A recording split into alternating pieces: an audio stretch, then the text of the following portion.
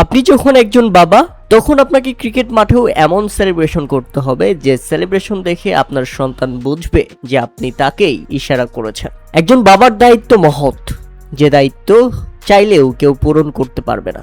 তাই বাবা খেললেন বাবার মতোই, আর গ্যালারি থেকে সন্তানও কম নয়, হাত নাড়িয়ে দেখালেন আমরা ঠিক আছি।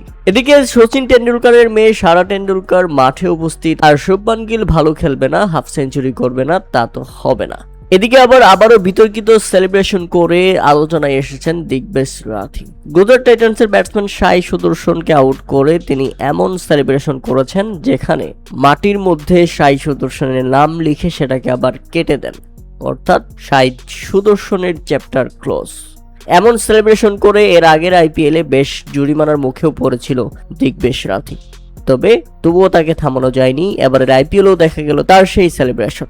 এদিকে গুজরাট টাইটান্সের বিপক্ষে রীতিমতো পাত্তাই পায়নি নখনো সুপার জায়ান্ট। প্রথমে ব্যাটিং করতে নেমে রীতিমতো ব্যাটিং ব্যর্থতায় পড়ে দলটি, তাই তো নির্ধারিত 20 ওভারে 8 উইকেট হারিয়ে মাত্র 164 রানের লক্ষ্য দাঁড় করাতে পারে। আর যেভাবে ব্যাটিং করতে নেমে শুরুতেই সাই সুদর্শনের উইকেট হারালো, এরপর শুভমান গিল অধিনায়ক এবং জস বাটলারের 84 রানের পার্টনারশিপ ম্যাচের ভিত গড়ে দিয়েছে, যেখানে 40 বলে 56 রান করে আউট হন শুভমান গিল এবং 37 বলে 60 রানের ইনিংস খেলেন জস বাটলার, যে কারণে খুব সহজেই জয়ের বন্দরে পৌঁছে যায় গুজরাট টাইটান্স এবং 7 উইকেটের বড় জয় তুলে নেয় তারা।